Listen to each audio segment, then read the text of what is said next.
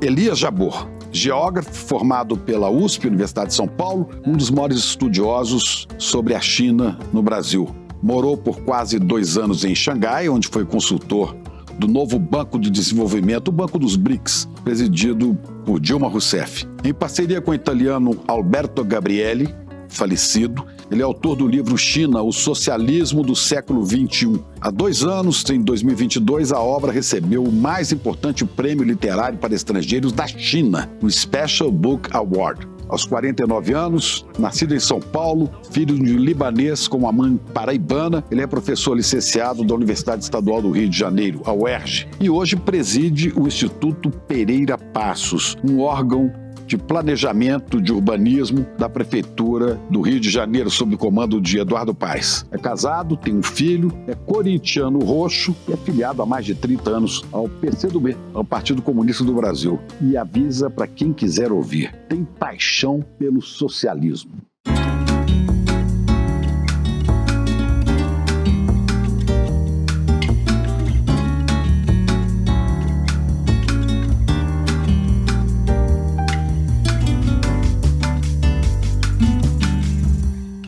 Elias Jabbour, prazer enorme ter você aqui. Lá em Minas diria assim, é um prazer miserável ter você aqui conosco no ICL, né? Você que tem uma paixão pelo socialismo e outra paixão pelo Corinthians, que é um time também que tem umas características socialistas, de democracia, né?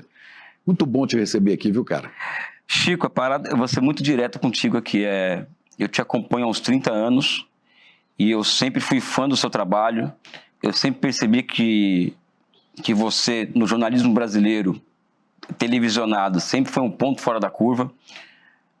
Eu faço uma comparação com o William Bonner, né? Você é mais culto que o William Bonner, é mais inteligente que o William Bonner, é mais espontâneo que o William Bonner, sabe? E faço a comparação porque ele era o âncora do Jornal Nacional. Era um sonho que eu tinha se entrevistado por você, então eu tô aqui realizando. Ele é mais inteligente, que ele tá lá no Jornal Nacional até hoje. Sim, mas o importante é que eu estou realizando um sonho aqui de estar com você. E eu estou muito feliz, assim, é inenarrável, como diz o outro, né? Pois é, eu só tenho um reparo a fazer na sua paixão corintiana, que você tem tudo para ser atleticano. Galo como eu. O seu nome é Elias Calil Jabbour. O maior presidente da história do Atlético. Elias Calil foi o maior presidente da história do Atlético, depois o filho dele, Alexandre Calil. Sim. Aliás, eu conheço o Alexandre Calil, tenho que falar, olha, o xará do seu pai é um cara genial, um gênio que eu entrevistei. O Atlético é um clube que eu tenho simpatia evidente por conta das origens dele serem muito semelhantes do Corinthians, né, que é o meu clube de coração. O Atlético que passou pelas mesmas provações que o Corinthians teve que passar para se afirmar no cenário esportivo mineiro e nacional. Então não tem como não gostar do Atlético, apesar do Atlético ter uma amizade torcida com o Palmeiras, que é um contrassenso completo, mas eu gosto muito do Atlético e gosto do Inter de Porto Alegre também, que é um clube, obviamente, a cor do Inter é muito sugestiva, o nome é sugestivo. Eu também gosto do Internacional de Porto Alegre também. Pois é, e aí somos aves, né? Você é gavião, eu sou galo, isso, aves. Com certeza. Uma voa, a outra cisca aqui e dá esporada, né? Outra paixão sua é o samba. Sim, e a minha também, né? Sim, nos encontramos no camarote da Prefeitura do Rio esse ano, né? Você veio desfilar na Portela, eu tinha desfilado na Vila Isabel. Mas eu sou mangueira. É mangueira? Do Milton Nascimento estava. Ah, é verdade, agora juntei os pontos. Como você já trabalhou com o Milton Nascimento, que eu sei, o cara só conviveu com o gênio, né? Milton, enfim.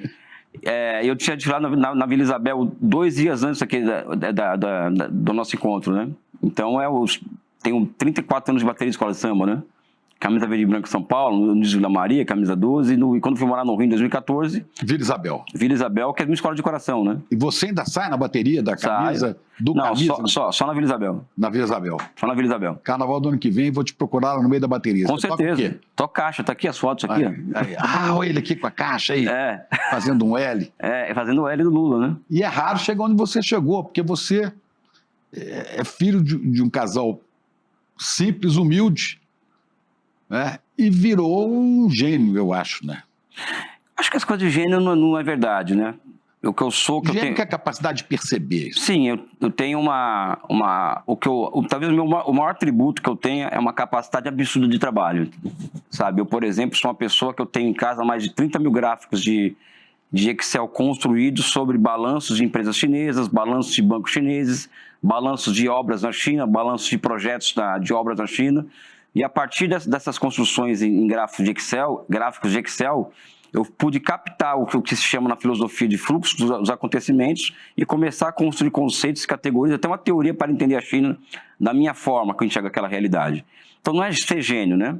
Eu tenho um hiperfoco, eu sou obcecado pelo conhecimento, obcecado pela ciência, e essa é uma vantagem competitiva que eu tenho nessa sociedade que está aí, né? E é evidente que isso tem relação direta com o meu passado, com a minha neurodivergência, do autismo que eu descobri mais já velho por conta da minha história, enfim, eu sou filho de um comerciante libanês, um trambiqueiro, como eu já disse em outro lugar. Ele veio do Líbano, montou viciado em baralho, eu tinha até um clube Viciado em baralho? Viciado em baralho, eu tinha um clube que ele juntava o pessoal dele lá para jogar, pegava o dinheiro do aluguel, jogava, então depois a cada 3 meses nós éramos despejados, né? Então não tinha estabilidade no trabalho, né? Você é filho único? Eu tenho um irmão que mora aqui em São Paulo. E o meu pai, ele conheceu a minha mãe, como eu já disse também em outro lugar, vou repetir aqui, na prostituição. Minha mãe é uma mulher linda. Seu pai conheceu sua mãe numa casa de prostituição? Na década de 60 do século passado. Eu nasci em 75. Minha mãe é uma paraibana, linda, gostosa, maravilhosa, a mulher mais importante da minha vida. Eu sou louco pela minha mãe, já faleceu em 99, né? Me emociona. Sabe, faleceu em 99. E o meu pai, nós vivíamos aos trancos e barrancos por conta dessa coisa do meu pai e tal, e uma família ultra disfuncional, porque o meu pai e minha mãe brigavam o tempo inteiro, porque o meu pai tinha muita mulher, tinha toda essa questão tinha filho fora do casamento, sabe? E ele morre no dia do meu aniversário. Você se apaixonou pela sua mãe? Se apaixonou. A minha mãe era louca pelo meu pai, isso eu tenho certeza absoluta disso. Numa casa de prostituição. Ele foi lá, encontrou sua mãe, se apaixonou e tirou. Sim, tirou. E minha mãe, sim, ela tinha uma paixão absurda pelo meu pai, né? Ele morre em 86, no dia do meu aniversário. Meu pai passou a noite jogando, como era habitual, pegou o carro dele, na época um Fusca, e dormiu no volante, entrou debaixo do caminhão, aqui no bairro da Vila Maria, e eu estava na escola, e me disseram, olha... Você tinha quantos anos? Eu tinha 10 para 11, ia fazer 11 anos naquele dia. Aí fui na praça ver o acidente, aquela curiosidade, chegou lá e meu pai dentro do carro, sendo roubado, porque meu pai andava com ouro e tal, aquela coisa toda, e com os globos oculares para fora, né? Porque ele bateu embaixo do caminhão. Eu vi essa cena, né? E eu, como também já disse, eu perdi a minha inocência ali. Deu 3, 4 dias passado o enterro dele, e minha mãe não tinha comida em casa, e minha mãe volta para a prostituição, né? Então eu convivi a minha infância inteira em escola pública, sofrendo bullying diariamente por conta da minha família. Sua mãe voltou à prostituição para sustentar a vida em casa. Ela e você, né? Ela, eu e minha irmã, né? Então não tinha muito para onde correr. Então eu sofri um bullying lascado na escola por ser gago, por ser esquisito, por não ser social, porque eu era coisa do autismo, né? Não gosto de multidão. Prostituta, né? O filho da puta, exatamente isso. Na rua, eu saía na rua de manhã. E como a minha mãe não fazia questão de esconder essa condição dela, porque era uma mulher muito corajosa, não estava nem porque os outros pensavam. Mulher extraordinária. Né? E eu era sacaneado na rua, na escola, né? E muito sacaneado, assim. E eu não falo isso para me vitimizar, não. Muito pelo contrário, eu não tenho um menor, assim... eu nem precisaria disso para poder, sabe? E isso foi calcando a minha vida, né? Eu tenho um filho, fui tendo que criar hábitos para ser mais hábil durante situações difíceis, porque eu sei que a vida ia ser muito cruel comigo. Então não adiantaria ser um cara sectário nas coisas, porque muito jovem já percebi isso. E também muito jovem percebi que eu tinha que entrar na USP, né? Isso é uma coisa, sua mãe nunca deixou te faltar nada? Não, nada. Minha mãe nada. Tudo? Nada. Teve pessoas que me ajudaram, que eu não vou negar. Isso aí não, sabe, ninguém é self-made man, não existe isso, ninguém, sabe. Mas ela tinha as limitações dela, então tanto é que eu entrei na USP em 92, eu fiz um vestibular quando estava no segundo... Como é que foi você sair? Você, nessa casa, você disse numa entrevista que você chegou um tempo a sua mãe levar os clientes dela para sua casa, né? Eu dormia na sala, porque a casa era pequena, então ela levava as pessoas para casa. E eu dormindo, eu via aquele movimento dentro de casa, então eu tinha que conviver com essa coisa emocional de ver a sua mãe naquela situação, que até hoje não é fácil. Você imagina da década de 80, né? E eu comecei a matutar, eu tenho que entrar na USP, né? Eu tenho que saber eu tenho que ir para a faculdade. Aí eu entrei na USP pela primeira vez, um vestibular no segundo colegial, não no terceiro, então com o terceiro colegial, entrei em Direito. Né? Sem fazer pré-vestibular, sem nada, entrei em Direito. Mas não pude fazer o curso, que eu tinha que fazer o terceiro colegial ainda, só que no outro ano não fiz Direito, fui fazer Geografia, que é o que eu queria fazer. Geografia, entrei no curso de Geografia, cursei o curso de Geografia. Aí tem aquela história também de que uma coisa da vingança, de eu comprar jornais com meu nome. Como é que é? A Folha de São Paulo, ela tinha aquela parte dos aprovados na USP, né? Assim como em Minas, assim, da FMG, Aí eu colocava o pincel atômico em cima do meu, aquela coisa fluorescente do meu nome, aí coloquei na porta. Seu nome estava bem colocado? Tava. Não tava colocação no vestibular, mas tava o meu nome lá, né? Aí eu coloquei... Você comprou vários jornais? Comprei e eu coloquei na porta das pessoas, assim, o filho da puta entrou na USP, o seu, né? Sabe? Não. Filho da puta entrou na USP. Porque as pessoas... O seu, meu senhor? As senhoras... Não, porque eu era muito sacaneado pelas mães, sabe? E depois fiz mestrado, fiz doutorado. Aí eu percebi que eu ia ter que... Você fez mestrado e doutorado em Geografia? Na USP. Só que aí o que acontece? Desde a minha graduação eu percebi que eu tinha que conhecer o chamado DNA da sociedade, ou seja, se a biologia tem um DNA, as pessoas têm o seu DNA, qual que é o núcleo da sociedade? Então eu descobri, uma obviedade pela voz do Milton Santos, que o DNA da sociedade é o processo de produção de mercadorias. Então eu comecei a fazer dentro do curso de Geografia todo um percurso de, entre aspas, economista político, ou seja, eu fui estudar Adam Smith, Ricardo, Marx, economia monetária, Keynes, economia monetária, os monetaristas, os neoclássicos, a escola austríaca, desenvolvimentistas latino-americanos e anglo-saxãos. Então, eu fiz um curso de economia sozinho para entender isso. Autodidata. E aí eu saí do curso de Geografia e tal, e eu fui trabalhar na Câmara dos Deputados. Eu trabalhei 6 anos na Câmara e 4 no Senado, na assessoria da bancada do PCdoB. Aí, quando eu prestei concurso, prestei para professor de economia e passei e virei professor de economia, mesmo sem ser economista, sem ter nenhuma formação prévia em economia. Aí tem que passar pelo teste dos economistas, porque os economistas, eles são uma classe que se acha muito, né? Ou seja, eles não erram muitas previsões no Brasil. Os economistas, eles têm uma autopercepção muito interessante. Eles se acham muito, mas são pessimamente formados, né? Pessimamente formados. Então eu tive que buscar, nunca buscava, mas eu tive que ser aceito nesse meio, né? E eu contei com a ajuda de uma figura que eu tenho que falar abertamente, que é o professor Beluso, né? O professor Beluso o primeiro professor de economia, a mente mais brilhante do Brasil. Ele me adota. Não tão brilhante porque ele é palmeirense, você. Exatamente. Ele me adota em 2003, 2004, foi meu co-orientador de mestrado, e até hoje nós escrevemos artigos juntos, né? Sabe? Então também tem muita sorte na vida de conhecer as pessoas certas na hora certa e tal, né? Mas é uma história que infelizmente é verdadeiro.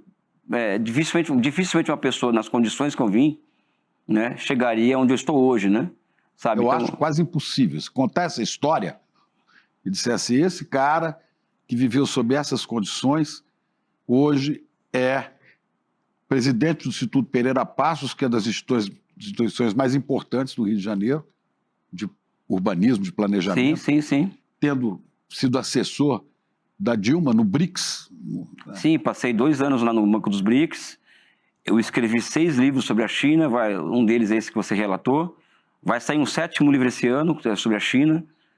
Eu tenho 70 papers acadêmicos publicados em jornais, em revistas brasileiras e estrangeiras. 30 e poucos capítulos de livro, ou seja, tem uma produção intelectual intensa. E você virou professor de que universidade? Da Universidade do Estado do Rio de Janeiro. A UERJ? A UERJ. De economia ou de geografia? De economia. É isso que você falou? De economia, sou professor de economia. A cadeira é teoria e política do planejamento econômico, né? Porque eu também tenho umas minhas manias de autista, né? O planejamento econômico foi o maior feito econômico do século XX, foi essa descoberta das técnicas do planejamento econômico, né? Que são parte das inovações institucionais que a Revolução Russa inaugura, né? Uma delas é a planificação em larga escala da economia. Isso influencia o keynesianismo, influencia a Europa Ocidental, a reconstrução europeia pós-Segunda Guerra Mundial. E eu acho que foi o grande fato econômico do século XX e continua sendo o maior fato econômico do século XXI. E para explicar isso muito rapidamente, porque hoje a tendência das micronarrativas é muito grande, né? A despeito de nós nunca termos reunido tantas condições para as metanarrativas. Por quê? Porque hoje você tem muitos dados à sua disposição, muita gente inteligente à sua disposição. Então, hoje existe um ambiente ultra propício para a construção de discursos e categorias e conceitos de totalidade, né? Apesar da tendência à dispersão, a tendência à fragmentação, às micronarrativas. Então, hoje existe com o Big Data, por exemplo, a possibilidade de você planificar uma economia em larga escala, como a China, por exemplo. Um planejamento que antigamente levava meses para as pessoas pesquisarem, né? Hoje está tudo... Hoje eu tenho um dado que eu trago que a União Soviética, para se completar a matriz de sumo-produto, que é aquela matriz que mostra quais são os setores que precisam de investimento, quais os setores estão superinvestidos e como fazer a transferência intersetorial de recursos, né? E quais são as inovações institucionais para isso, 6 meses. Na China demora de 6 a 18 minutos, hoje. 6 minutos. Isso explica por que a China é uma economia que cresce há 40 anos sem parar, né? É evidente que tem outras características da economia chinesa que explicam isso, mas essa é fundamental. Você vai me explicar uma coisa. Primeiro, essa sua ligação com a China. Eu tive um mês na China, visitando Pequim, Xangai, aquela cidade lá dos guerreiros de terracota, Xi'an, né? Tive ali... uma colega, a Sônia Bride, era correspondente lá, fui visitar, passei um mês lá com ela e saí de lá sem entender nada. Sabe que você chegar e falar assim, não entendi onde eu vi, o que é isso aqui, como é que essa sociedade se organiza, e você se aproxima e hoje é um entendedor daquilo, né? Como é que você foi se ligar à China, cara? Eu queria...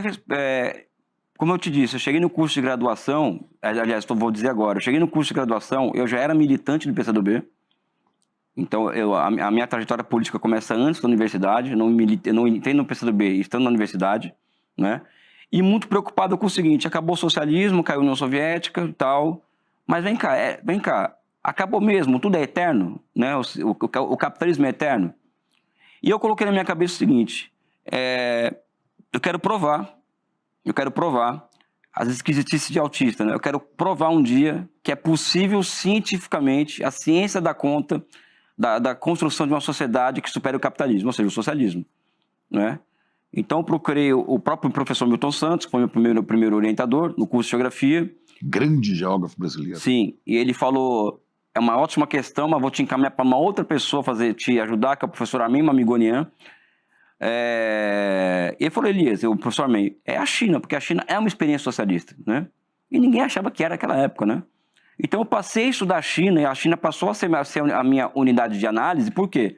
Porque ela é a formologia social, é a forma social que garante para mim os elementos fundamentais de análise para que eu prove a minha hipótese sobre a cientificidade do socialismo. E como possibilidade concreta de superação do capitalismo. Exatamente. Agora, quando você fala da China, né? Eu estudei muito a China. É difícil a pessoa hoje, no Brasil, por exemplo, estudar muito a China. Você não tem um material tão... Agora com a internet tem, mas eu não tinha um material tão vasto assim para estudar a China. Você estudou e depois... Como é que você estudou isso? Depois você foi lá. Quantas vezes você foi à China? Eu comecei a estudar a China desde 94. Em 96, meu primeiro artigo científico sobre a China é aprovado para publicação. É livros, né? Livros, e o meu orientador, ele tinha vários textos soltos dele, assim, que ele coletava por jornais e tal, e ele me ensinou a fazer pesquisa, né? Em português não, né? Português, francês, inglês, essa coisa toda, né? Então eu comecei a estudar... Você fala essas línguas todas, leio tudo? Não, eu falo muito bem inglês, eu leio, eu escrevo, né? E os outros idiomas eu vou me virando enfim, eu vou me virando conforme a necessidade, né? Mas o inglês, sim, como eu disse para você, eu tinha que aprender inglês. Eu nunca fiz curso de inglês na minha vida, né? Então eu tive que, com 12 anos de idade até hoje, tá nessa coisa do falar inglês, de escrever por si próprio, de entender os verbos, de estudar. É outra obsessão que eu tive durante um bom tempo da minha vida, foi isso, né? Aí eu defendi em 97 trabalho de graduação individual sobre a China, e a minha primeira viagem foi em 2004 para a China. De 2004 até hoje, eu visito a China frequentemente. 2004, 2009 e 2023/24, eu viajei pela China inteira. O que significa a China inteira? Eu conheci todas as capitais de província, eu conheci todas as capitais de regiões autônomas, eu andei a China inteira de trem, de barco, de avião, de ônibus, né? De mochila nas costas. Mochila nas costas. Eu sou um mochileiro profissional, ou seja, então eu fui de Xangai para Pequim, para o Xinjiang, para o Tibete, para Gansu, eu conheço a China inteira. Então eu conheço desde o capital financeiro mais avançado que você vê em Xangai ou Shenzhen até a vila camponesa mais simples que você pode imaginar na China. E eu fui lá 3 vezes nesses mesmos lugares, né, para ver a evolução disso, né? Eu me impressionei muito com a China. Eu fui a Pequim, eu já imaginava mais ou menos como é que seria. Beijing, que eles falam, né? Beijing. E depois a Xangai. E Xangai é outro astral. Xangai parece uma coisa futurista. Isso em 2005, tem 20 anos, né? Em 2005. Isso aí sem entender direito, que a referência que a gente tinha de um país comunista era a União Soviética. E a China parece que não tem quase nada a ver com aquilo, né? Não. É outra coisa. E eu te pergunto, a China é um país comunista? A China é a tese que eu defendo e teorizo isso mesmo disso, que a China é uma formação econômico-social orientada ao socialismo. O que significa isso? É um sistema baseado em primeiro, a política na frente da economia. Existe um bloco histórico que chega ao poder em 49, comandado pelo Partido Comunista, o seu Exército de Libertação Popular e os outros partidos políticos chamados democráticos que estão na frente da frente ampla que governa a China desde 49, sob a hegemonia do Partido Comunista. Na base desse poder estão as chamadas Assembleias Populares, né? Ou seja, cada quarteirão, cada vila, cada cidade, cada microcosmo chinês tem a sua Assembleia Popular que elege o delegado para a Assembleia que está acima. Seria seu deputado local. O deputado local, o vereador do vereador, né? E o que acontece? Você vai me perguntar, como que faz para um deputado federal, por exemplo? O vereador do vereador é eleito lá no bairro dele e de forma indireta, de forma congressual, ele chega até a Assembleia Popular Nacional. Só que ele fica somente 2 semanas em Pequim por ano e volta para a base no resto do ano. Ele passa o ano inteiro junto com o povo dele. Com o povo dele, e é o povo dele que o caça, não é os pares, né, como é no Brasil, por exemplo, né? Isso significa que a China, por exemplo, tem uma rotação de mais de 40% a cada Assembleia Popular Nacional que elege a cada 4 anos. Esse delegado, se ele não estiver funcionando a contento, a sociedade tira ele e põe outro. Põe outro. E mais do que isso, né? O parlamento chinês, por exemplo, ele tem hoje 40% de trabalhadores especializados e camponeses, né? Nenhum parlamento do mundo tem isso, né? Então, é um parlamento que representa quase que fielmente a estrutura social da sociedade chinesa, né? Então, eu não acho que seja uma ditadura, é empobrecedor. Isso é uma democracia, uma forma diferente de... Eu chamo de democracia não liberal, uma democracia popular que está reconstruindo formas de representação popular que existem há mais de 2.000 anos. Que a China é uma sociedade é um estado que tem 2.000 anos. E as organizações... E tem gente que defende a tese que a China só é o que ela é hoje porque aquele país se organiza socialmente, as pessoas, há mais de 2.000 anos. Elas se organizam na base da aldeia para reivindicar as obras públicas, né? Como, por exemplo, as obras de contenção à enchente, né? Isso já tem mais de 2.000 anos, né? Então, o exercício da participação popular na política na China é algo que remonta a mais de 2.000 anos, né? Não é uma novidade do socialismo, o socialismo apenas aperfeiçoa essa possibilidade do país, né? Pois é, mas não é igual os países chamados democratas do Ocidente, que elege um presidente, que põe seus ministros e que manda fazer as coisas. É diferente, né? É diferente porque, primeiro, que não tem o poder do dinheiro, né? Nas campanhas eleitorais. Então, na China não existe isso, tá? Políticos ganham bem? Eu não sei te dizer se ganha bem ou não. O que eu imagino que aconteça na China é que os parlamentares chineses, eles recebem o valor do seu trabalho remunerado no que ele faz. Eu acho que é isso, mas deve ter alguma compensação para isso, tá? O que acontece na China é que o presidente da República, geralmente ele é indicado pelo Partido Comunista, só que ele é eleito pela Assembleia Popular Nacional, que é composto por esses representantes que vêm de baixo. Não é uma democracia, não é eleito diretamente, como é no Ocidente, mas a democracia... No Ocidente, em termos, os Estados Unidos não elege diretamente. Não, exatamente. Mas a forma política da China, a China caminha para ser uma democracia uma democracia uma democracia de participação direta. Por quê? Porque existem os chamados, ao lado das Assembleias Populares, tem os Conselhos Consultivos Políticos, que é o seguinte, desde o nacional até o local, reúne-se as personalidades daquele local e nacionais para ouvir a opinião delas sobre as coisas. Então, está o Chico Pinheiro, está Elo Vilela, está o Eduardo Moreira, não são deputados, mas são personalidades. Essas pessoas vão participar do Conselho Consultivo Político, né, para serem ouvidas sobre o que elas acham da China. Então, é bicameral como aqui, que é Senado e Câmara, só que lá é diferente. E eu acho que é uma forma de democracia, é polêmico isso, muito mais avançada do que qualquer democracia ocidental, na minha opinião. Pois é, mas a crítica que o Ocidente faz é que é um regime totalitário, que não pode ter opinião divergente, que não pode ter partido de oposição. Como é que é isso? Não, realmente não pode ter partido de oposição, né? Isso não pode. Até porque a China ela é um Estado revolucionário, né? E um país como a China, por exemplo, ela tem o exemplo da União Soviética, ela tem que se proteger 25 horas por dia, porque para os países ocidentais, para o imperialismo norte-americano, usar suas big techs para descarrilhar aquela sociedade é muito fácil. É só você ver o que aconteceu no Brasil em 2013, a partir de 2013, por exemplo. Agora, isso não significa que não haja liberdade para diversidade de opinião, né? Eu vi pessoas na China dando opiniões sobre tudo e opiniões altamente divergentes dentro da universidade.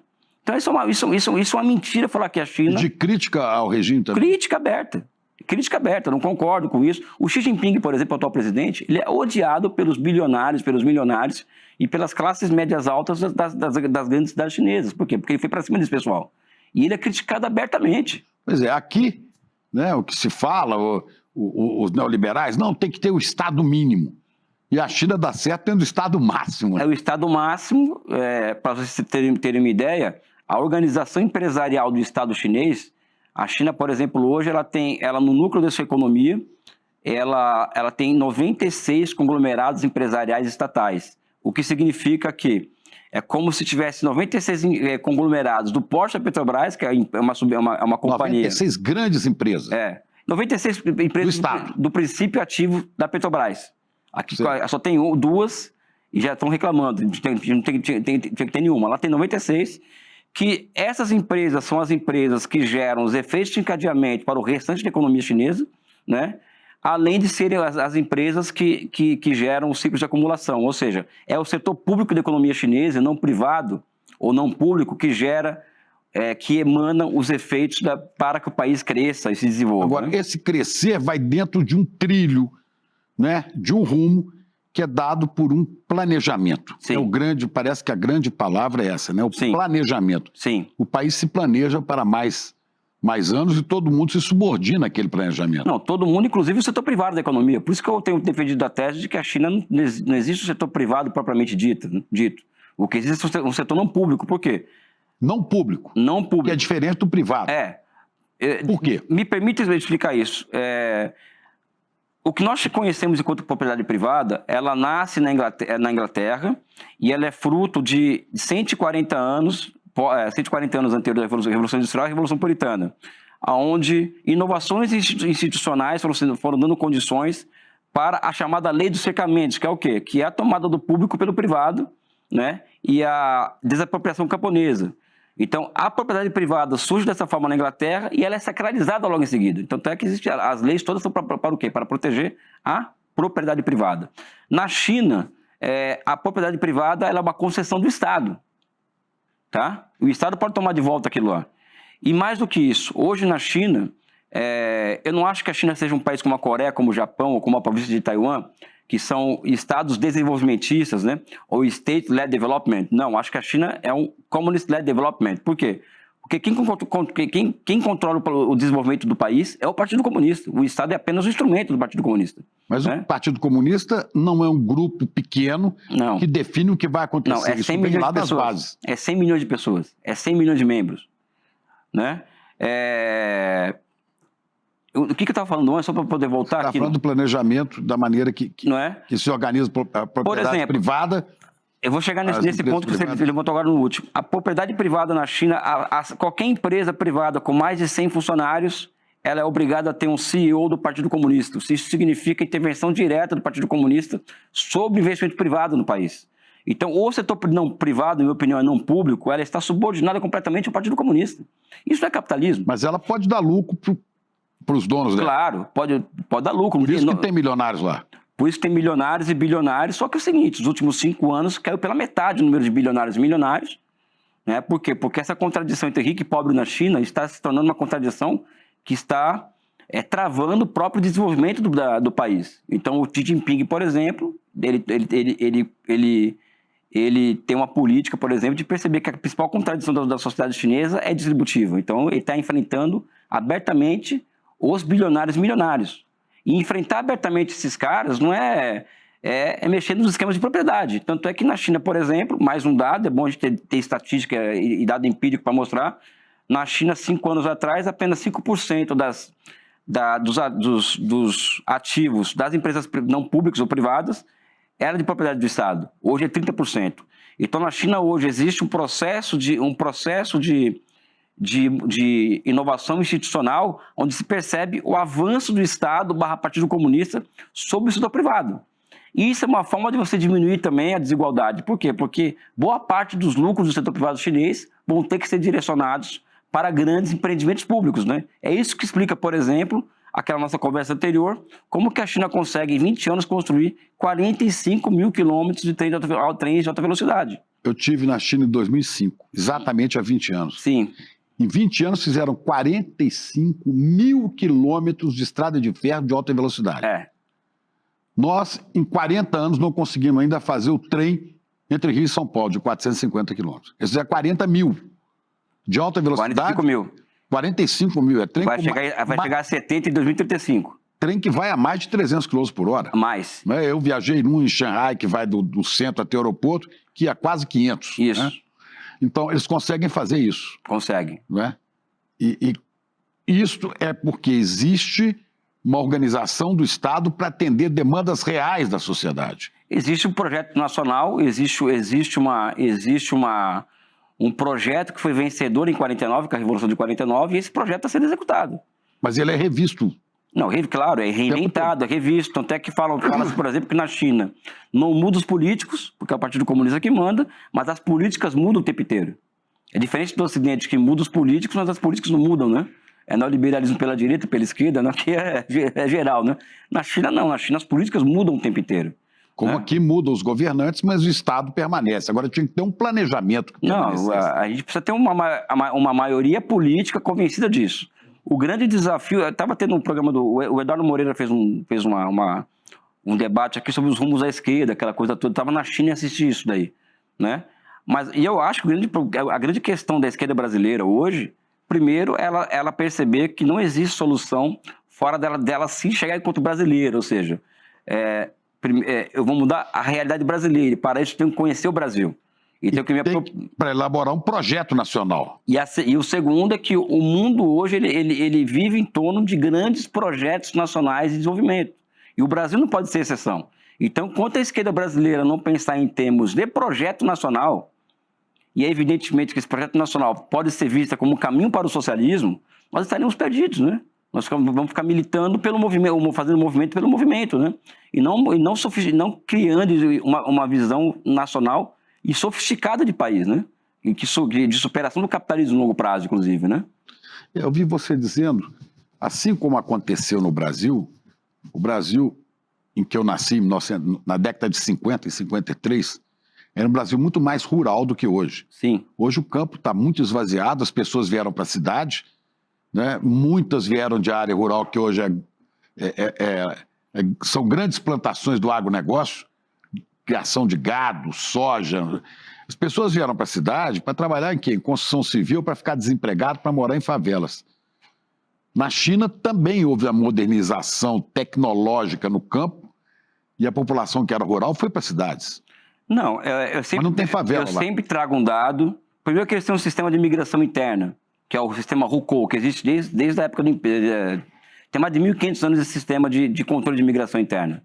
O Mao Tse-tung e quem vem depois dele se aproveita disso para evitar a favelização do país. Então você olha para a Índia e olha para a China, né?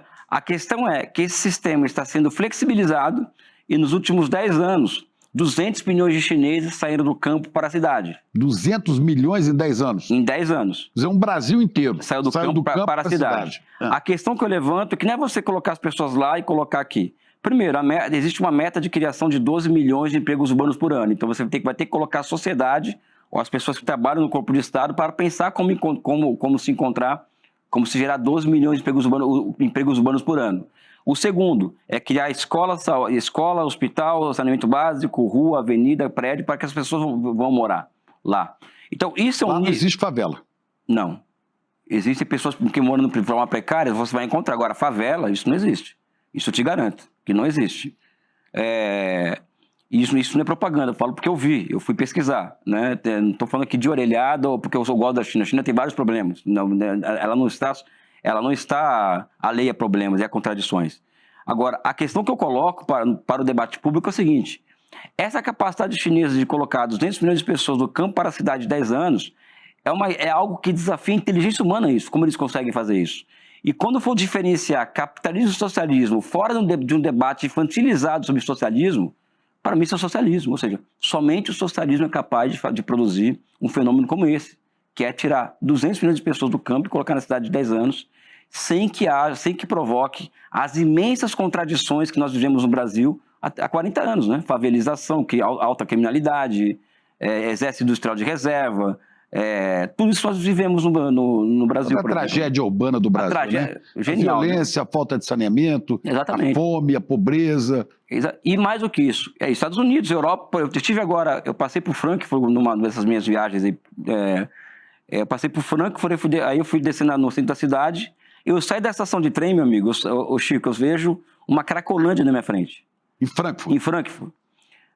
É um bairro árabe, inclusive me identifiquei muito, porque é um bairro árabe, com comida árabe e tal. Aí eu fui no hotel porque eu queria dormir. Aí fui perguntar pro dono do hotel, porra, que é a situação social que rapaz, aqui tá ótimo, vai pra Munique pra você ver como que tá. Tá muito pior do que isso aqui. Ou seja, é Europa, né? Então aqui, Europa e Estados Unidos, a sua sociedade se fragmentando em desigualdade, drogadição, etc, etc. Falta de emprego. Falta de emprego, de perspectiva, e a China tá bombando, né? Ou seja, vamos fechar com os olhos fechados para aquela realidade? Temos que copiar aquilo, não temos que copiar aquilo lá. Sabe o que me impressiona muito, Elias? A gente liga a televisão no Brasil, qualquer canal de televisão, né? Inclusive TV a cabo de notícia, e muitas TVs dos Estados Unidos. Eu não sei se é proibido ou o que é.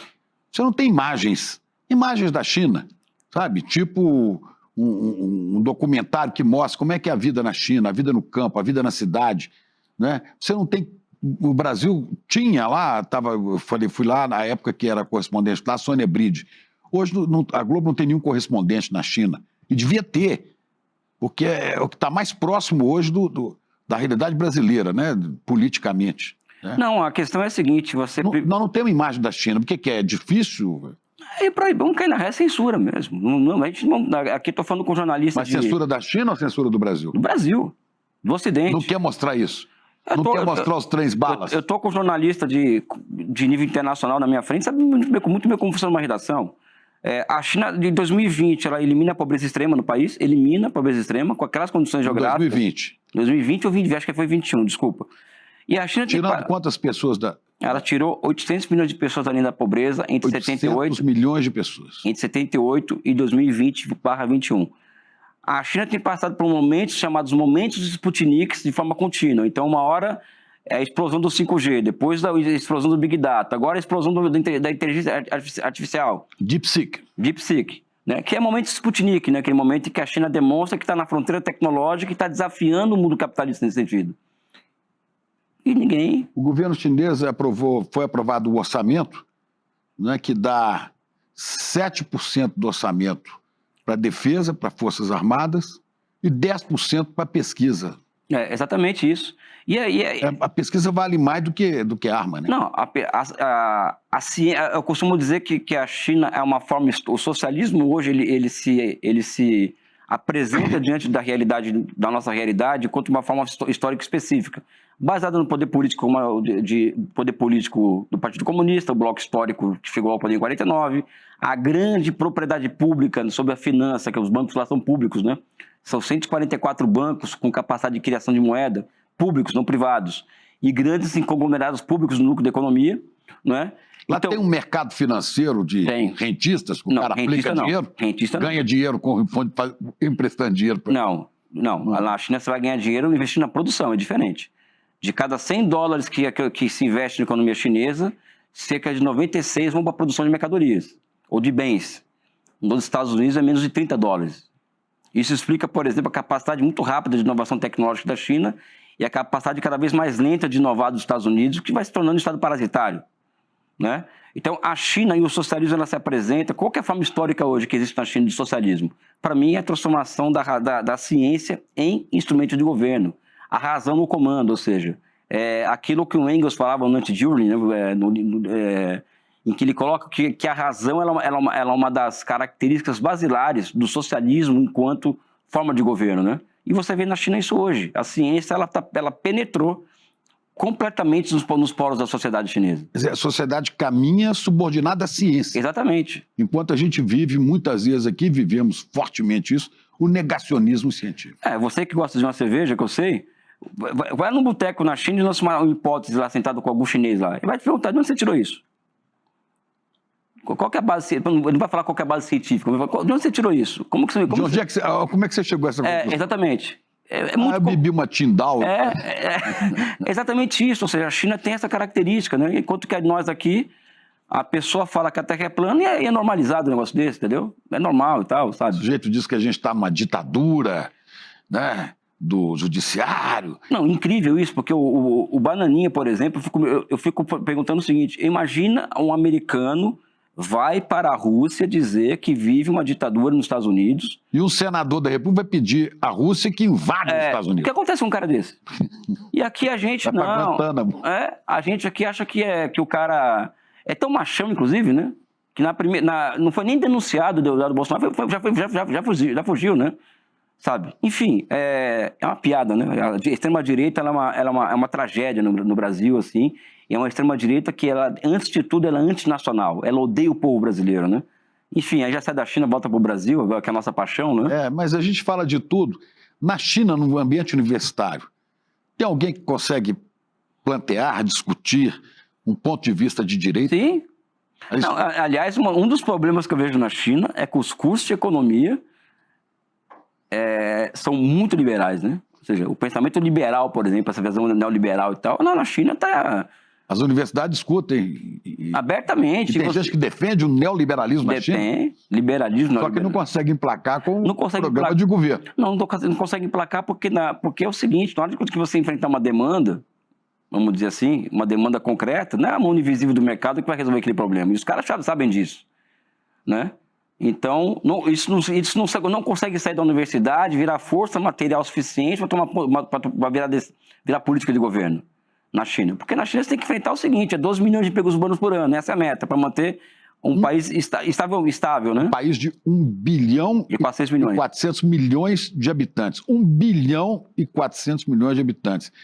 Você tem que atender essa demanda. Você tem quantas cidades? Eu vi você falando disso, de metrô. Quantas cidades tem metrô? 44 cidades na China tem metrô. Tem metrô. E dá prejuízo, é deficitário. 41 dessas são deficitárias, sendo que Xangai, eu não sei se a proporção é de 1 para 3, ou seja, de cada yuan investido pelo Estado, 3 é prejuízo. R$1, vamos dizer assim. R$1, vai de conta que é R$4 a passagem de metrô, né? O passageiro paga 1? O prejuízo é 300%. O prejuízo que é operacional... Mas o Estado banca isso. O Estado banca. Porque tem que ter serviço público de qualidade. Exatamente. Banca porque também é o seguinte, Chico, o banco é público. Aí o banco cria moeda que é fiduciária, ou seja, uma moeda criada pelo Estado, e empresta para uma empresa pública. No final das contas, quando você vai pegar esse livro de contabilidade... Fica tudo lá dentro. Você joga fora, que isso aí... falar isso ou falar que isso é terraplanismo econômico, vai gerar inflação. Mas é assim que a China funciona. É banco público gerando moeda fiduciária, que é moeda pública, e tendo como contrapartida a geração de bens e serviços. Ou seja, a China é uma economia cada vez mais voltada para a satisfação das necessidades materiais da sua população. Essa que é a verdade, né? Investimento pesado em ciência, em pesquisa, em educação. É pesado. Pesado assim. O que é? Cara, eu vou falar o que é. É não saber de onde sai tanto dinheiro para isso. Eu costumo dizer, para provocar os neoliberais, que a China está queimando dinheiro em praça pública para alcançar e ultrapassar os países capitalistas centrais em matéria de ciência, tecnologia e inovação, principalmente inteligência artificial e também as infraestruturas de semicondutores. Nós entrevistamos aqui, até sugiro, se você não viu, né, procure lá, Chico, primeira entrevista, Miguel Nicoleles.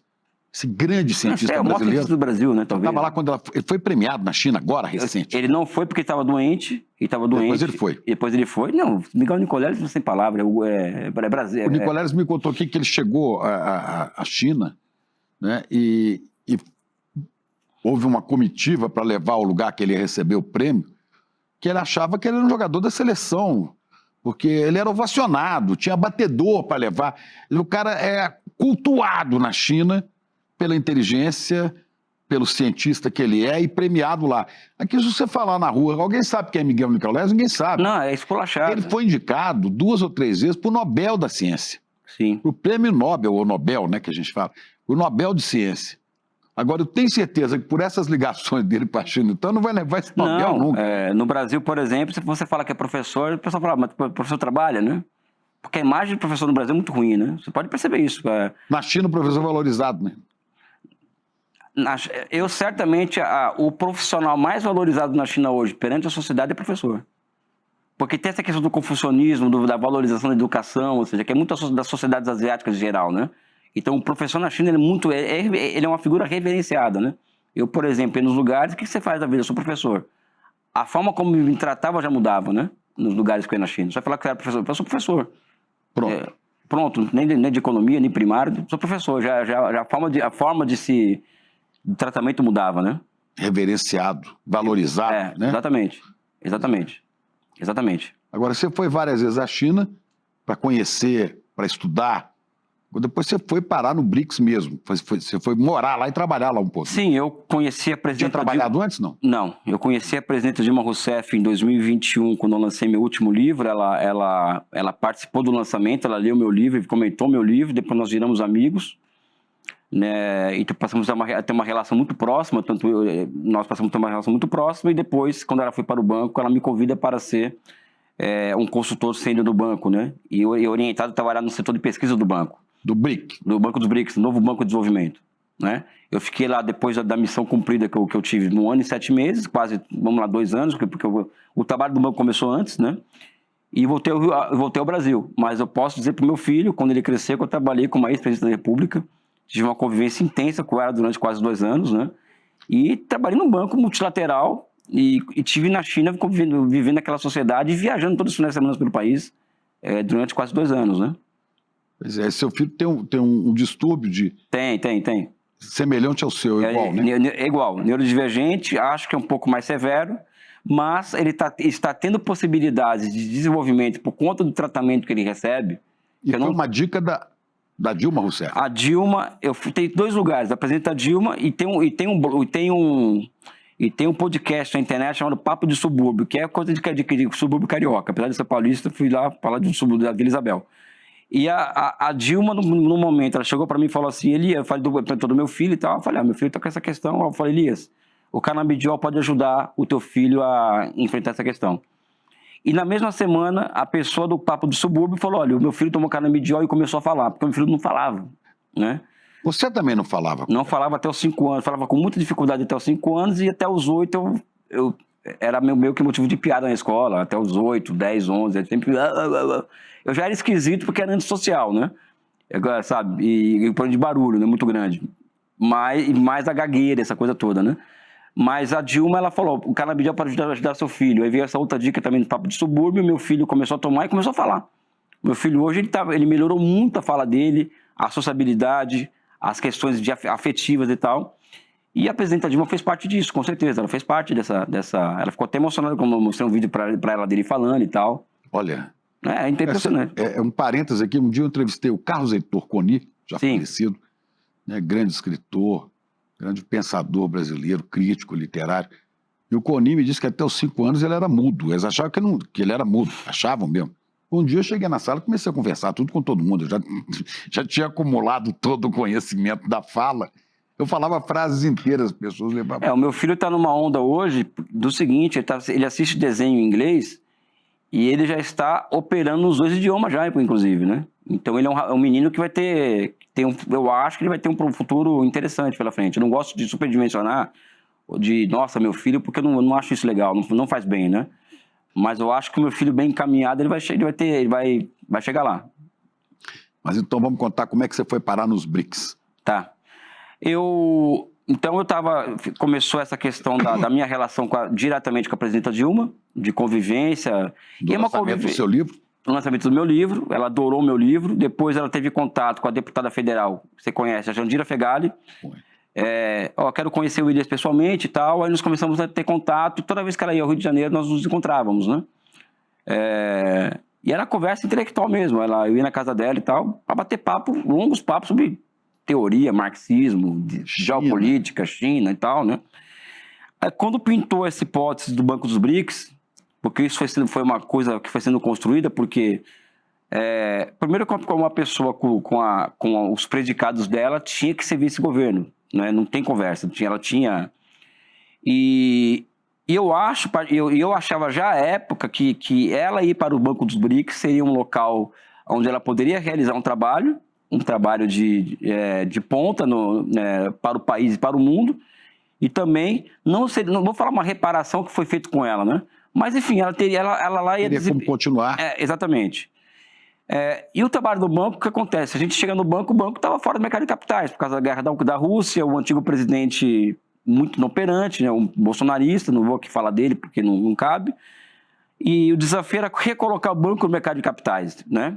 Então a presidenta Dilma, ela consegue esse feito à época de recolocar o banco no mercado de capitais, o banco voltar a captar para poder emprestar. O desafio seguinte, ele é o desafio que eu acho que é o desafio mais interessante que nós enfrentamos até hoje, que aí que eu falo que a minha missão foi cumprida, que é a mudança da geografia econômica da captação do banco. Então o banco captava em dólar, e continua captando em dólar, fora da China, né? Então a ideia nossa era internalizar essa captação de dólares para dentro da China. Então sob o comando da presidenta Dilma, nós conseguimos fazer essa mudança da geografia econômica da captação do banco para dentro da China, né? O que é uma vitória, né? Você basta captar em dólar dentro da China. E também o desafio de emprestar em moedas locais. Porque qual que é a tendência no mundo hoje? A tendência do mundo hoje, com o rompimento das cadeias globais de valor, com protecionismo, Covid-19, guerra na Ucrânia, é que se criar mercados regionais, né? E cada região vai se embrenhando do ponto de vista da divisão social de trabalho de cada região, né? E também surgir sistemas locais de pagamento, né? Então o banco incentiva o surgimento desses sistemas locais e também incentiva o empréstimo em moeda local. Quer dizer, empresta ao Brasil em real. Está caminhando para isso, né? Mas emprestamos muito em yuan, né? Na moeda chinesa. Então hoje estamos caminhando para alcançar 30% de empréstimos em yuan, o que é uma vitória absurda, dentro das limitações que o banco enfrenta, porque o crédito do banco ainda é um pouco caro, porque tem a Rússia no banco, e a Rússia está em conflito, né? Agora, é um banco que ainda é um banco que está na sua infância do ponto de vista institucional, então o desafio da presidenta nos próximos anos, que ela vai ficar lá nos próximos 25 anos, é consolidar o banco do ponto de vista institucional, a questão das regras, da governança, etc, etc, etc. Porque é isso, não adianta você ter pressa para construir uma instituição, ainda mais uma instituição que busca ser o braço financeiro do sul global, né? Então, acho que o banco caminha... Esse banco seria garantia ou a condição para que o sul global, os países que integram o BRICS, né? Que esses países pudessem ter autonomia, vamos dizer assim, exatamente, financeira para investir. O princípio ativo é esse, que você coloca, o princípio ativo do banco é esse. Nós não chegamos lá ainda. Pois é, mas porque cada país tem um desenvolvimento sem dependência da grande banca internacional. Exatamente. Mas existe uma questão que é existencial, que é assim, o banco capta em dólar ainda, né?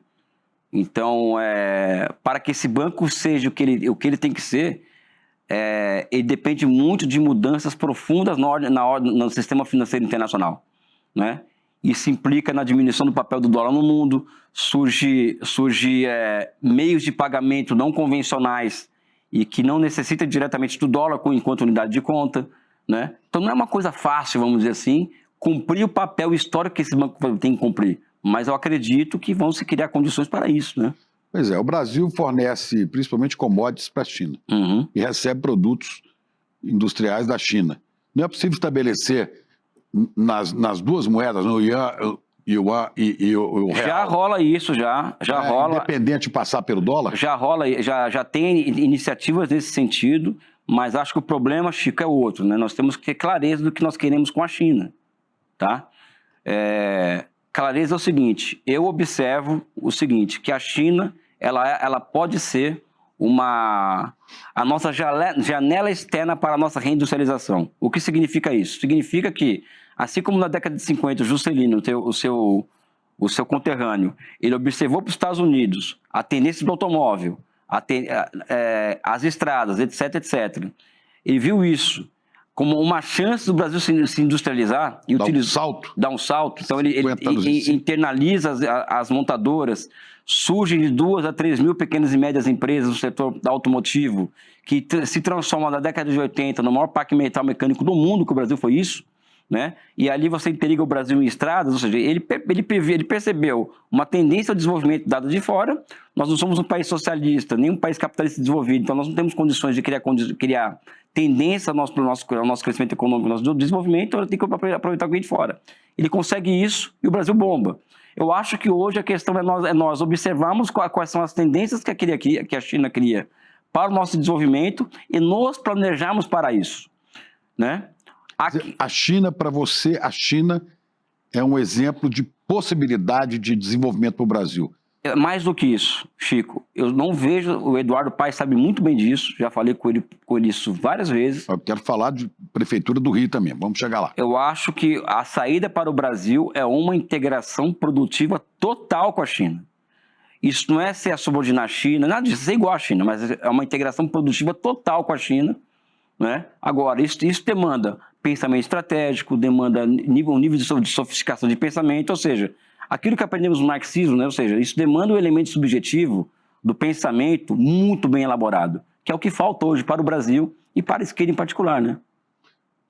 Por que a China dá certo, cresce na pesquisa, cresce na tecnologia, né? Investe na educação, consegue administrar um país de 1 bilhão e 400 milhões de pessoas? É um país socialista. E por que a União Soviética não deu certo, se é um país comunista também? Eu acho que a gente tem que ter um olhar mais... Tem diferença, eu sei que... Não. A pergunta é genial. O genial é o simples, né? E o jornalista top faz esse tipo de questão, né? Sabe? A União Soviética, nós temos que ser mais generosos com a história do nosso movimento, né? Do movimento comunista internacional. Então, quando eu olho para por que a União Soviética deu errado, eu olho para Gênova e Veneza, que foram as primeiras experiências de manufaturas capitalistas do século XV. Gênova e Veneza. Que elas surgem contra experiências capitalistas, manufaturas, só que tinha um feudalismo cercando muito mais forte e que sufocou militarmente aquelas experiências, né? Então, a União Soviética era o quê? É a primeira experiência socialista cercada de capitalismo hostil, que sufocou a União Soviética até o último de seus dias, e levou aquela experiência ao ocaso, e também as suas contradições internas. Então, eu tenho elaborado o seguinte, a União Soviética ela se esgota por suas próprias incapacidades, por exemplo, a questão da inovação tecnológica, ela perdeu a corrida tecnológica dos Estados Unidos, ela chegou num ponto que ele esteve à frente dos Estados Unidos na inovação tecnológica, só que ela parou. O modelo soviético deixou de ser funcional. Mas ela não cuidou da população, das suas necessidades básicas. Eu acho que é aí que está a questão. Ela cuidou. A pobreza. Ela cuidou. Eu acho que ela cuidou. A União Soviética ela alcançou níveis de... Chefes políticos passaram a ser bilionários. Exatamente. Aí que está a questão. A União Soviética, até a década de 70, por exemplo, ela teve índices de sociabilidade, as mulheres no trabalho, a ascensão das mulheres, da emancipação feminina, educação superior, educação infantil. A União Soviética tinha dados fantásticos disso daí. A questão é que o sistema necessitava de reformas, né? E para que houvesse essas reformas, necessitava-se de líderes com capacidade de observar os problemas e superar esses problemas. Um deles é a questão da inovação tecnológica, né? Só que o Partido Comunista da União Soviética virou uma máfia. Já na década de 70 já era muito claro isso, tanto é que o Boris Yeltsin e o Gorbachev eram chefes do Partido Comunista. São duas figuras... E brigavam. E degeneradas, né? Duas figuras degeneradas. O Gorbachev confessa que o objetivo dele era acabar com a União Soviética, depois de um tempo, né? E o Yeltsin era combateu o Gorbachev. Não, exatamente, né? E foi um cara que é o Fernando Henrique com vodka, né? O pessoal fala, né? Na época, né? Então, a União Soviética cai pelas suas contradições internas e pelo seco externo, né? Mas eu olho com muita generosidade aquilo, porque aquilo foi a nossa experiência histórica, né? Eu não nego aquela experiência, até porque a China não existiria sem aquela experiência. Agora, mas a organização da China é diferente. Os herdeiros do Mao Tse-tung são muito mais competentes que os herdeiros de Stalin, por exemplo. Acho que essa é uma diferença fundamental. Pega os herdeiros do Mao e pega os herdeiros de Stalin. A capacidade daqueles caras, né? Então isso também conta muito, né? O papel das figuras na história, né? Então quem vem depois do Mao é o Deng Xiaoping, é o herói da longa marcha, por exemplo, sabe? Depois o Jiang Zemin, Hu Jintao, Xi Jinping, são tudo figuras de altíssimo nível e preparadas para o poder político. A União Soviética não. Vem o Khrushchev, depois vem o Brezhnev, vem o Andropov, ou seja, cada um... Depois vem o Yeltsin, enchia da cara. Exatamente, ou seja, você vai vir no grau de degeneração política da União Soviética, né? Então, isso explica muito o ocaso soviético e o sucesso chinês, né? E a China percebe já em 78 que ela tinha problemas estruturais na sua economia e parte para o enfrentamento dessas questões, né? E sem a menor questão, sem a menor assim, vocação para esconder, colocar sujeira para debaixo do tapete, como fazia a União Soviética, né? Sabe? Então são muitas diferenças, assim, sabe? São muita diferença entre uma coisa e outra, né? Mas você acha que ali existe uma história de desenvolvimento, de planejamento, que, se adaptada às condições brasileiras, se a gente pensasse em planejar um país dessa maneira, a gente podia... Podia. Muito. Eu sei que nos anos 90... A China era muito mais pobre que o Brasil. Não, 1980. 80 era. Eu acho que o marco zero da China é a Revolução de 49. Então não dá para dissociar o sucesso chinês com o fato de ter feito uma revolução em 49. Nós temos uma revolução em 30. É evidente que na Revolução de 30 não tinha a natureza socialista como a chinesa tinha, mas tinha um sentido desenvolvimentista como a China também tinha. A Revolução de 30 ela foi traída pelo Collor, com a eleição do Collor em 89. Até que o Fernando Henrique vem e fala que esqueça o que escreveu. Eu vim aqui para acabar com o legado do Getúlio Vargas. Os governos que vêm depois do Fernando Henrique, tirando Lula e Dilma, estão aí para destruir com o legado de Vargas no Brasil. Não é? Temer, Bolsonaro, sabe? Com o legado do desenvolvimento econômico, da grande empresa nacional, enfim, dessa potência industrial que virou o Brasil em 50 anos. O Brasil sai da Idade Média em 30 e entra na Idade Contemporânea em 80. Em 50 anos fez o caminho que a Europa demorou 600. Eles fizeram isso foi tudo destruído em 40 anos. Porque Lula e Dilma foram governos sob altas restrições institucionais de caráter neoliberal, que eles não conseguiram enfrentar, não tinham força para isso, né? A China não. A China não traiu 49. A China vai se renovando os ideais da Revolução de 49 e adaptando ao espírito do tempo, né? Essa que é a diferença fundamental, né? Nós traímos a Revolução de 30, que é a do Getúlio Vargas, né? E a China não traiu a Revolução de 49, né? É uma outra coisa, né? A única coisa que eu lamento, né, é esse pavor que instigaram na classe média, nos pobres brasileiros, né? Esse pavor do comunismo. O comunismo é um perigo, né? E as pessoas não sabem como se vive na China. Realmente, só o conhecimento liberta. Para você se livrar disso tudo, você tem que conhecer. Aí você pode ser contra, ser a favor, mas conheça. Agora, como conhecer? Se nenhuma imagem da China nós não temos. Eu me assustei com esse dado de que em 20 anos fizeram 40 mil quilômetros de ferrovias de alta velocidade. Nós temos no Brasil 30 mil quilômetros de ferrovias, sendo que só 20 têm condição de operar e em baixa produtividade. Não conseguimos fazer um trem de Rio para São Paulo de 500 quilômetros. Quer falar que a China define a China como uma autocracia, ditadura de trabalho escravo, né? A China, os salários na China nos últimos 10 anos cresceram 170%, acima do PIB, da produtividade e da inflação. Os salários na China. Isso não é opinião de propagandista, isso é dado estatístico científico. Repita. Em 10 anos, os salários na China cresceram em média, salários urbanos 170%. Acima do 170% acima do PIB, do crescimento do PIB, acima da inflação e acima da produtividade do trabalho, tá? Ou seja, a mão de obra chinesa hoje, industrial, é 4 vezes mais cara que a brasileira hoje. O trabalhador industrial chinês ganha O chinês trabalha 7 dias por semana? Os trabalhadores industriais não. As leis trabalhistas são muito claras para o setor industrial, por exemplo. Agora, existe uma cultura do trabalho muito impressionante na China. Você vai na China, qualquer comércio está aberto no final de semana. Isso é um problema, tem que ser observado das leis trabalhistas, mas também muita cultura asiática isso também. Se você perguntar para mim qual é o maior desafio brasileiro hoje, eu falo, é a formação de uma outra maioria política que esteja capturada para uma visão de projeto nacional de desenvolvimento, ou seja, reconstruir o país do ponto de vista produtivo, financeiro, etc., etc., reconstruir o Brasil ideologicamente. Nós precisamos de uma ideologia que nos signifique e nos ressignifique de dentro para fora, né? Não... O que é que acreditamos? Exatamente, o que nós somos, não é? Esse é o X da questão, formar uma outra maioria política, construir uma firmeza ideológica em torno do que é ser brasileiro, ou seja, qual que é a nossa ideologia? Né? Nós temos que construir isso, porque o Brasil tem um problema muito sério de fragilidade ideológica muito grande. Nós somos frágeis ideologicamente, nós não acreditamos no Brasil. Mas nós já tivemos grandes pensadores do Brasil. Exatamente. Você falou do Inácio Rangel, é um... Sim. Vamos anotando esses nomes, que é bom a gente pesquisar. Inácio Rangel, Darcy Ribeiro, Celso Furtado, Milton Santos, Aziz Abissado, Milton Santos, grande... Sérgio Buarque, Caio Prado, Josué Castro. Existe uma gama de brasileiros, Clóvis Moura, uma gama de brasileiros, Florença Fernandes, de alto nível, sabe, e de nível mundial, que as pessoas nem leem mais isso na universidade. Hoje, por exemplo, uma pessoa tem um artigo acadêmico aprovado, o interessante é que ela tenha muitas citações em inglês, por exemplo. Isso chama-se fragilidade ideológica. Nós temos uma fragilidade ideológica muito grande. Agora, construir esse pensamento político e acabar com essa fragilidade ideológica é uma missão da qual você se encarregou agora, desde 1º de janeiro, que você é presidente do Instituto Pereira Passos a convite do prefeito Eduardo Paes. Quer dizer, é uma coisa pequenininha, é um instituto, mas muito conceituado no Rio de Janeiro, né, municipal, que pensa a organização urbana, geográfica e o planejamento de uma cidade.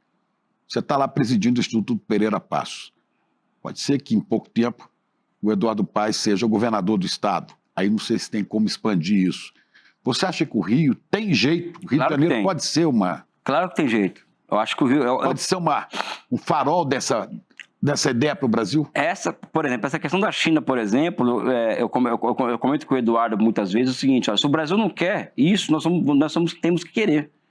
Ou seja, eu acho que o Rio de Janeiro, o estado, a primeira cidade, ter um hub de desenvolvimento regional, e o estado serem, por exemplo, o que a Guangdong, que é a província mais rica da China, foi historicamente para o progresso do país. O que significa isso na prática? Na prática, o Rio tem um projeto muito claro de reindustrialização, porque o Rio de Janeiro, assim como o Brasil, se industrializa muito rapidamente e ela se desindustrializa muito rapidamente, né? Então, o desafio do Rio de Janeiro passa pela sua reindustrialização. E o Instituto Pereira Passos, por exemplo, quando o Eduardo Paes fala, Elias, a missão é a seguinte, agora, Instituto Pereira Passos é urbanismo e também economia. E o desafio seu lá vai ser o de transformar aquilo em um think tank. O think tank para pensar o desenvolvimento do Rio para os próximos 10, 15, 20 Elaborar um planejamento para mostrar como é que o Rio vai crescer. Exatamente, exatamente. Essa é a ideia nossa de transformar o Instituto Pereira Passos em um grande think tank. Aliás, que o desafio nosso, eu falo isso aqui, eu falo ao vivo isso, é transformar o Instituto Pereira Passos em um think tank de referência internacional, né? Então, o Eduardo Paes, nosso amigo comum, inclusive, ele nos encarregou e vai nos entregar as condições de transformar o Instituto Pereira Passos nisso. E é evidente que isso vai irradiar para o Rio de Janeiro. O Instituto Pereira Passos elaborar um projeto, um plano, né, uma diretriz de desenvolvimento para a cidade do Rio e depois para o estado do Rio, sim, que permaneça mesmo que você tenha mudanças de governo. Sim, essa é a ideia. A ideia é essa porque... é provocar o pensamento estratégico, né? Ou seja, na reunião do secretariado do Rio de Janeiro, do Rio, que eu faço parte do secretariado, apesar de ser presidente da autarquia, o papel nosso é da provocação, ou seja, provocar para o pensamento estratégico, né?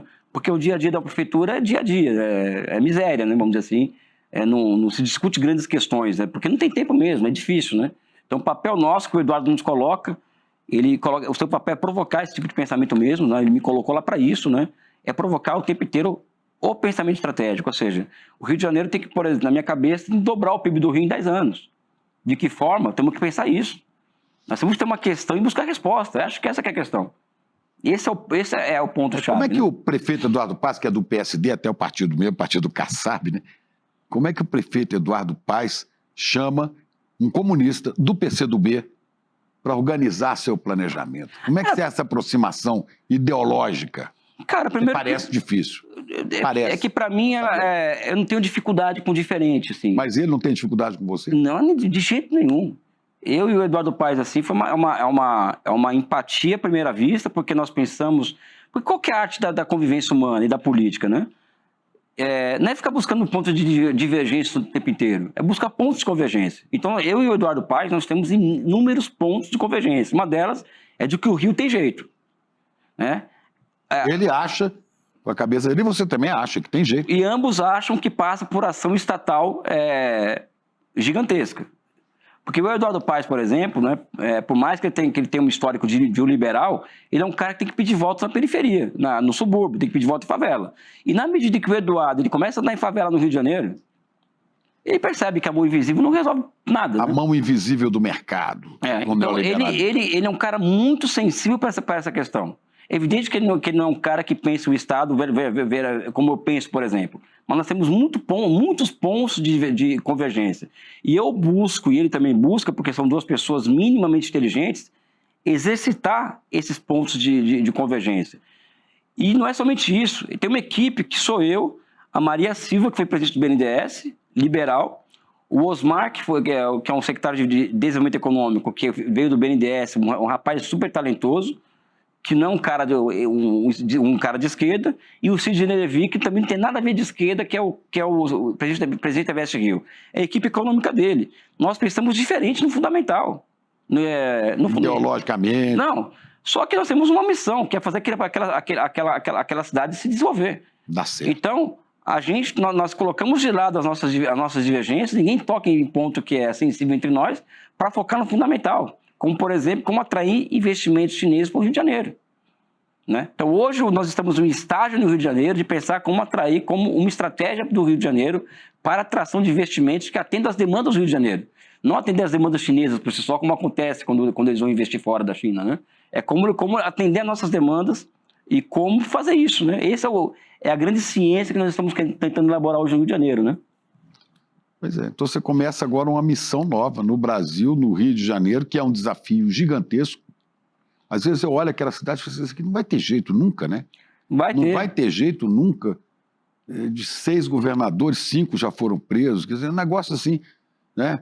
O Estado é dominado pelo narcotráfico, pelas milícias e por líderes evangélicos, não todos, mas uma boa parte picaretas. Sim. Esse é que manda no Estado do Rio de Janeiro, que são igrejas picaretas, claro que é igrejas sérias, mas igrejas neopentecostais picaretas, que manipulam as pessoas, milícias que controlam com poder de força as pessoas e o tráfico que ameaça todo mundo. Quer dizer, como é que você sai dessa equação? Não, mas vai dar certo. Eu acho que o bloco político que o Eduardo lidera no Rio de Janeiro hoje, bloco esse que também está à esquerda dentro dele, está o PT, está o PCdoB, né? Eu acho que esse é o bloco histórico que vai levar o Rio adiante, na minha opinião, né? E o Eduardo tem essa capacidade de unir os extremos, né? Ele é muito hábil, né? É muito inteligente, muito hábil. Eu converso às vezes com o prefeito Eduardo Paes e falo com outras pessoas, né? Para mim, o Eduardo me lembra muito o Juscelino Kubitschek. Você deu uma entrevista falando exatamente isso. Ele lembra o Juscelino Kubitschek por essa questão da coragem de enfrentar... Ele é um realizador, como eu já disse, né? De conviver com... Convive com tudo diferente de todo lado. E vai fazer Brasília, por exemplo, como ele fez, né? Contra tudo e contra todos. O Eduardo derrubou a perimetral contra tudo e contra todos no Rio de Janeiro, né? Ao mesmo tempo que a história o coloca numa condição de ser um homem da questão democrática no Brasil. Isso me remete ao Teotônio Vilela, que veio do seio da ditadura para denunciar as prisões da ditadura e viram o Menestrel das Alagoas.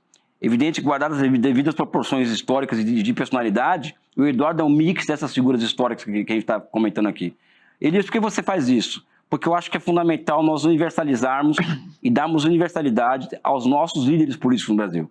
O Eduardo tem essa essa característica de que une dessas duas figuras, né? E eu acho que é disso que o Brasil vai precisar muito no futuro, né? De uma figura como Eduardo Paes, né? Vocês têm conversado muito, eu acho isso muito bom. Com certeza. Estou assistindo aqui, quero te entrevistar, falando de avanços já conquistados em breve. Vamos fazer isso. Obrigado, mestre. Obrigado demais. Foi emocionante. Obrigado. Um gavião aperta a mão de um galo. Com certeza. Sabe aquela história que no Brasil nada funciona porque o povo não presta? Pois é, isso nunca foi verdade. Mas foi o discurso perfeito para que as elites escondessem os seus privilégios e para elas poderem apontar o dedo para quem de fato sempre foi explorado. E no fim das contas, esse discurso disseminado à torto e à direito tem raízes profundas na herança histórica que o nosso país carrega. E na aula inaugural da segunda turma da pós-ICL-FESP, o sociólogo Gessé Souza vai explicar por que essas ideias se tornaram senso comum e como a elite usa esse discurso para manter o país até hoje de joelhos. Por que as elites odeiam o povo brasileiro? No dia 15 de maio, quinta-feira, às 20 horas, uma aula gratuita e aberta para você que quer compreender melhor esse país.